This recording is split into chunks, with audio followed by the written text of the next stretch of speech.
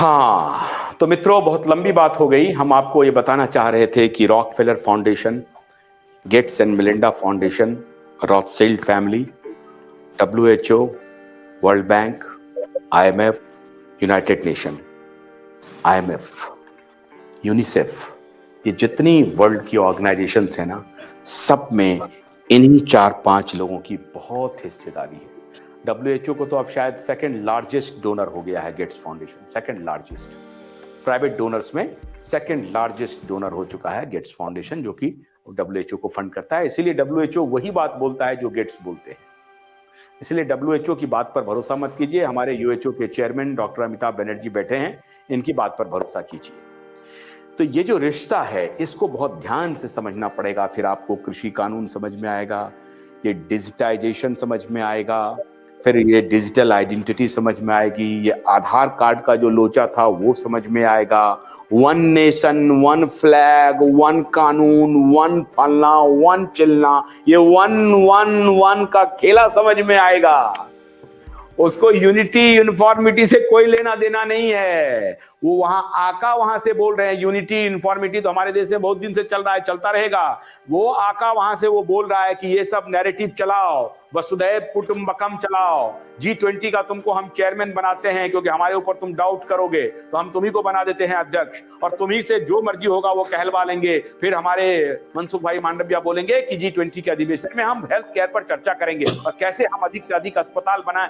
अच्छा, आज तो हैरानी ये हो गई कि हमारे यहाँ एक IT पार्क भी बनने वाला है उत्तर प्रदेश में, जिसमें कहा जा रहा है कि फार्मा पार्क भी बनेगा। अभी उनको हम सलाह देंगे, मेरे ख्याल से वो सेंसिबल चीफ मिनिस्टर हैं, उन तक हमारी बात पहुंचेगी तो हो सकता है कि कुछ बढ़िया काम करेंगे। देखते हैं, उस पर भी राय बनाते हैं।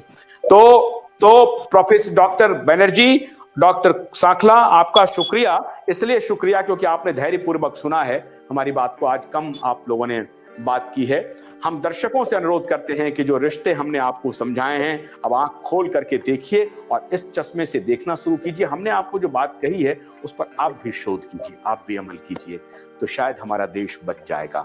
देश को बचाने की मुहिम है, देश को सुरक्षित रखने की मुहिम है। ये वसुधैव कुटुंबकम हम लोग उसको बनाएंगे और लोकाः समस्ताः सुखिनो भवन्तु, पूरी दुनिया के लोग, पूरी सृष्टि के लोग, भारत के लोग के साथ साथ खुश रहेंगे। डॉक्टर सांखला कुछ कहना चाहते हैं, बोलिए। मैं सोचता हूँ इस मूवमेंट में ब्यूरोक्रेसी में जो अच्छे लोग बैठे हैं उनको मार्क करके उनको इस बारे में, क्योंकि मैंने इसको भी कोशिश की थी कि ब्यूरोक्रेसी ही चलाती है इस देश को, ये तो आप भी जानते हैं।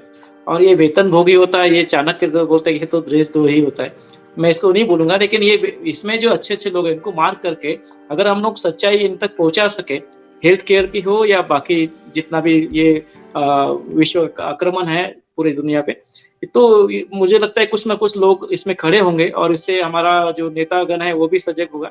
तो एक हम लोगों को इसमें जोड़ना चाहिए कि हमारे ब्यूरोक्रेट्स को कहीं ना कहीं 29 जनवरी को कन्याकुमारी में शायद इंटरनेशनल आयुष समिट हो रहा है और वो चुनौती दे रहे हैं उसको, सरकार के जो नकली आयुष मंत्रालय है उसको।